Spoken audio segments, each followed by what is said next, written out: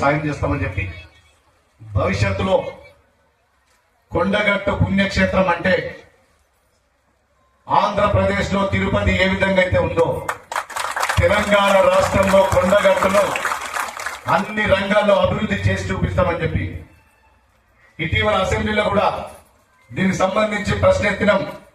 రాష్ట్ర ప్రభుత్వం కూడా సానుకూలంగా స్పందించింది. దీనికి సంబంధించి డిపిఆర్ కూడా ప్రణాళిక రచిస్తున్నారు. ఏ క్షణమైనా కొండగట్టుకు సంబంధించి మాస్టర్ ప్లాన్ నివేదిక సిద్ధమవుతుందని చెప్పి చెప్తున్నారు. గతంలో పాలకులు మాటలు చెప్పారు. పోయిన ముఖ్యమంత్రి 2 సార్లు కొండగట్టు ప్రాంతానికి వచ్చింది. ఒకసారి వచ్చి 100 కోట్లు ఇస్తాం, దీన్ని మొత్తం మాస్టర్ ప్లాన్ అని చెప్పాడు. మరొకసారి వచ్చి 100 కోట్ల సీఎం సరిపోతాయి, ఇంకొక 500 కోట్లు ఇస్తామని చెప్పింది.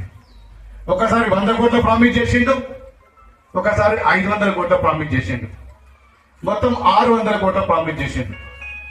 100 కోట్లకు సంబంధించి జీవో కూడా విడుదల చేసిండు. ఫిబ్రవరి 7వ తారీఖు నాడు 2023 నాడు ఒక SDF GO, special development fund కింద నేను 100 కోట్లు ఇస్తున్నా అని చెప్పి ఒక జీవో ఇచ్చిండు.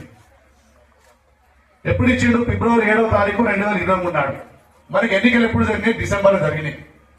10 నెలల సమయం ఉన్నా కూడా ఇలా నిజంగా చిత్తశుద్ధి ఉంటే ఆ ప్రభుత్వానికి, ఆ ముఖ్యమంత్రి అప్పుడున్నటువంటి పాలకులు కనుక నిజంగా చిత్తశుద్ధి ఉంటే నువ్వు ఫిబ్రవరి 7వ తారీఖు నాడు జీవో ఇచ్చింది, నీకు డిసెంబర్ ఎన్నికలు పోయేదాకా 10 నెలల సమయం ఉండే. 100 కోట్ల కనీసం 1 కోటి రూపాయలైనా లేదు, 1 రూపాయి అన్నా విడుదల చేసిందా గత ప్రభుత్వం అని అడుగుతున్నా. ఇక కొంతమంది టీఆర్ఎస్ వాళ్ళని చూస్తే నాకు నవ్వొస్తుందా, వాళ్ళని చూస్తే జాలి అనిపిస్తుంది. ఏదో టెంపుల్ ఫండ్స్ తోటి అక్కడ ఒక శిలాపలకలు ఇప్పుడు ఒక శిలాపలకేసి ఇక మేము చేసినాం 2014 నుంచి 23 నిజంగా సిగ్గుండాగా మాట్లాడతాను. ఆ టెంపుల్ ఫండ్స్ 20 కోట్లు ఉంటే దానికి 1 లక్షలు 2 లక్షలు తీసి పెట్టచ్చు. నేను అడిగింది ఏంటి? గత ముఖ్యమంత్రి కేసీఆర్ గారు మీరిచ్చిన జీవోలా 100 కోట్లకు సంబంధించి జీవోలా 1 రూపాయి ఇచ్చే కరీంనగర్ చెప్పిన ఇదే మన మీడియా మిత్రులను.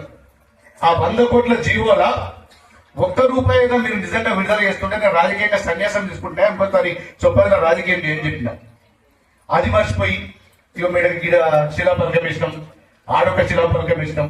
నేను అడిగింది ఏంటి? మీరు చెప్తుంది అసలు నిజంగా మీకు ఏమన్నా తలకాయ పనిచేస్తుందా లేదా? తలకాయ పని చెప్పి చూసుకోకూడదు. 100 కోట్ల జీవోలో ఒక 100 రూపాయలైనా 1 రూపాయైనా మీరు కేటాయించడని అడుగుతున్నా.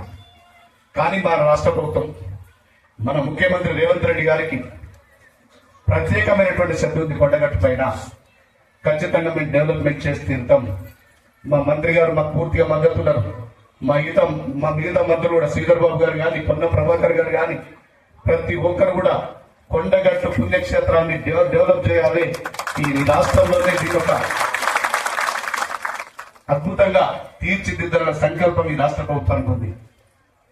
గతంలో ఆంధ్రప్రదేశ్ ఉప ముఖ్యమంత్రి పవన్ కళ్యాణ్ గారు వచ్చినప్పుడు కూడా వారి ఇక్కడ దర్శనం వచ్చినప్పుడు నేను ఒక చెప్పిన, ఇది నిజంగా ఉండడానికి వసతి లేదు, మాల మీద మండపం లేదు, మీరు కొంత సహకరించండి టీటీడీ నిధులతో రాగానే.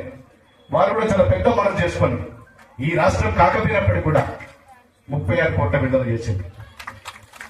మళ్ళీ అంతేకాదు, మేము లక్షలు ఇద్దరం కలిసి ఈ గిరి ప్రదక్షిణ కొత్తగా అవుతుంది గత సంవత్సరం నుంచి, దీనికి కూడా మీరు ఏమైనా కొంత సాయం చేయాలని పవన్ కళ్యాణ్ గారిని కోరగానే వాళ్ళు అమరావతి వెళ్ళిన మరునాడే నాకు ఫోన్ చేస్తారు. గిరి ప్రదక్షిణ కూడా ఎంత అమౌంట్ అవుతుందో మీరు కలెక్టర్ ద్వారా మీరు మొత్తం ఎస్టిమేషన్ అయ్యింది, దాన్ని కూడా మనం ప్రయత్నం చేద్దామని చెప్పి ఇటు మన ముఖ్యమంత్రి గారు తీవ్ర స్థాయిలో ప్రయత్నం చేస్తున్నారు కొండగట్టు డెవలప్మెంట్ కోసం. అదేవిధంగా టీటీడీ మీద పవన్ కళ్యాణ్ గారు కూడా మనకి ఇక్కడ సహాయం చేయడానికి సిద్ధంగా ఉన్నారు. నేను వారికి కూడా మనస్ఫూర్తిగా రేవంత్ రెడ్డి గారికి అటు పవన్ కళ్యాణ్ గారికి కూడా మనస్ఫూర్తిగా ధన్యవాదాలు తెలియజేస్తూ, నేను మరొకసారి మీ అందరికీ మీ బిడ్డగా మీ సోదరుని చెప్తున్నా, మీరు యథాస్థానం వచ్చేంత వరకు